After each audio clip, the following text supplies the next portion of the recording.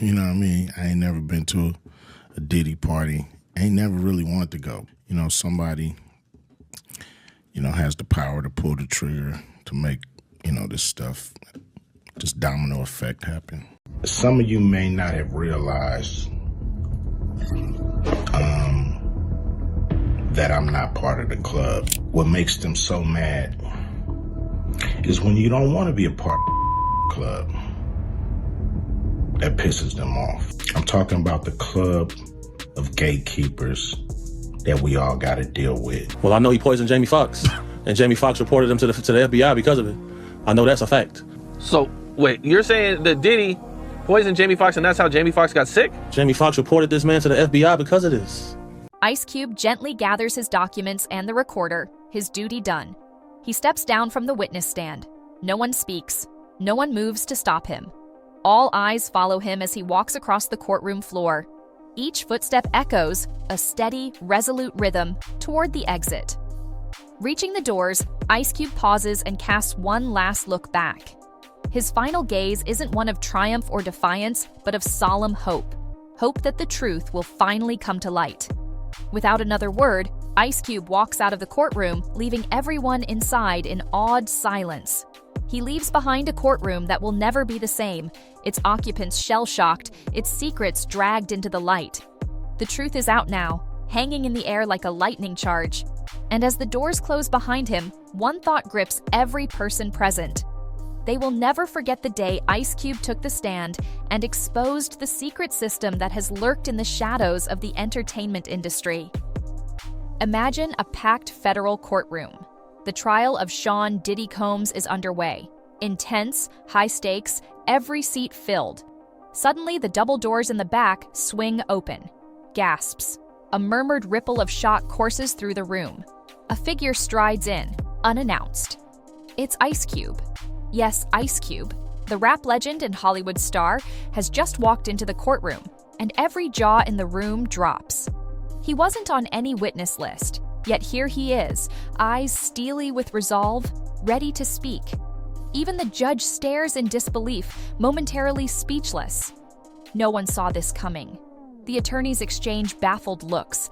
The jurors lean forward, suddenly electrified. Why is Ice Cube here? What could be so important that it brings this icon to a trial he seemingly has nothing to do with? The air is crackling with anticipation. You could hear a pin drop. In that charged silence, Ice Cube makes his way to the witness stand, a man on a mission. He raises his right hand and swears to tell the truth, the whole truth, and nothing but the truth. His voice is calm, but carries an unmistakable weight. Under one arm, he carries a thick stack of documents, and in his hand, a small digital recorder. He places them on the stand before him with a thud that echoes in the hush. Documents? A recorder? The spectators whisper in confusion. Ice Cube came armed with evidence, papers, and even voice recordings, and it has everyone on edge. What bombshell is he about to drop? The judge clears his throat and allows the testimony to proceed. Ice Cube takes a breath, scanning the courtroom. The atmosphere is tense, even the air feels heavier. Then he begins. I've been part of this industry for over 3 decades, Ice Cube says slowly, voice steady but filled with emotion. I've seen the good, the bad, and the ugly. He pauses and his eyes sweep over the courtroom. Jurors, lawyers, Diddy himself at the defense table, all are riveted. Where is this going? You wonder. Ice Cube continues, and now his tone darkens. What I'm about to say, I'm not proud I kept quiet about it for so long, but I can't keep quiet anymore.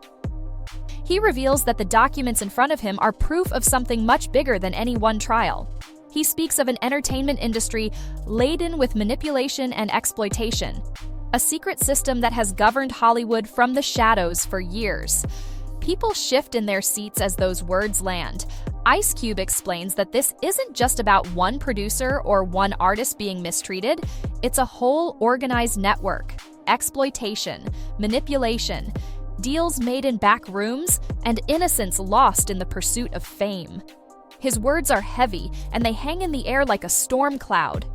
What he describes sounds like something out of a thriller. a powerful inner circle at the top of the entertainment world, pulling strings, making or breaking careers at will. The courtroom is dead silent as Cube methodically lays it out. He unclips a few pages from the stack of documents. They look like contracts, emails, financial records. He holds them up for all to see. These papers, he explains, are evidence of how the machine works. Predatory contracts locking young artists into unfair deals, hush money payments to bury scandals, names of handlers assigned to keep stars in line. Each page, he reveals, sends a new chill through the room. He then taps the voice recorder gently. On this device, he says, are recorded conversations. Murmurs ripple. Recorded conversations? Ice Cube presses play. A crackling audio fills the courtroom. Muffled voices of industry bigwigs casually discussing arrangements, dropping famous names, talking about careers being erased if certain people don't fall in line. It's brief, just a teaser, but it's enough. He stops the tape. Could this be real? Everyone in the courtroom is asking themselves that, hearts pounding. Ice Cube has come prepared, and the truth he's telling is downright chilling. He speaks on, painting a harrowing picture of a hidden Hollywood. For years, this has been going on, he says, voice rising with righteous anger. Young artists with stars in their eyes are welcomed into the fold, only to be used and controlled. This industry has a way of breaking people, of taking what's pure and twisting it. His words are intense, each one sharpened by personal experience. You can hear the pain and fire in his voice. Ice Cube is not reading from those documents now. He's speaking from the heart, finally unleashing decades of frustration. He describes how powerful figures befriend up-and-comers, not out of genuine mentorship, but to ensnare them. They'll smile at you, praise you, invite you to their parties, but it ain't because they admire you, Cube declares, eyes flashing. It's so they can control you. Those in power only let others inside their circle to own them, not to uplift them. The words hit like a sledgehammer. Several jurors exchange uneasy glances. Some in the gallery cover their mouths in shock. This is more than anyone expected to hear today. Then Ice Cube pauses. He takes a slow look around the courtroom, gathering courage for what comes next. Here it is, you think? The moment of truth. In a grave, clear voice, he starts naming names. Jamie Foxx, Ice Cube says, projecting his voice so that every corner of the room hears it. The name reverberates in the silence. People blink in surprise. Jamie Foxx? The beloved actor? What does he have to do with this? Cube doesn't pause. Oprah Winfrey, he continues. A collective gasp erupts. The media titan Oprah. You can practically feel the shock rolling through the gallery. Quincy Jones. Another bombshell. The legendary music producer's name now hangs in the air. And then Ice Cube delivers the final stunner. Sean Diddy Combs. He turns and locks eyes with Diddy as he says it, naming the defendant himself as part of this twisted web. Each name lands like a thunderclap. The courtroom erupts in hushed murmurs. This is unprecedented. Ice Cube has just tied some of the most famous people in the world into this secret system. But how? Why? The judge bangs his gavel for order, but even he looks shaken, his hand trembling slightly. It's clear that what Ice Cube is alleging has rattled everyone. He raises a hand, and the whispers fall silent again. Now Cube explains the connections, his voice unwavering. He speaks of stories involving Jamie Foxx, Oprah Winfrey, Quincy Jones, and others. Dark stories long whispered in Hollywood's corridors. Whispers of actors and musicians being manipulated, of unspeakable pressure behind the scenes.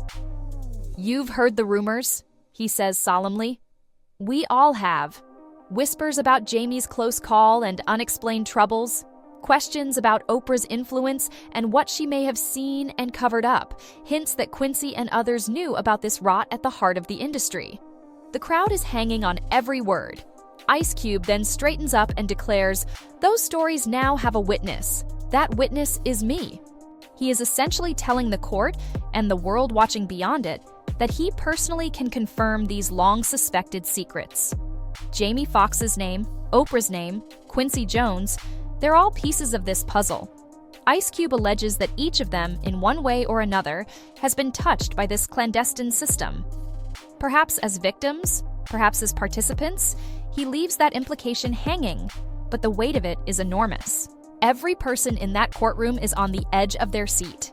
Is this real? It sounds like a Hollywood thriller, yet here is Ice Cube under oath, saying it in a court of law. The prosecutor's knuckles are white, gripping his papers. Diddy's lawyer looks as if he might object, but he doesn't. Maybe he's too stunned to react. Or maybe, just maybe, he knows there's some truth to what's being said.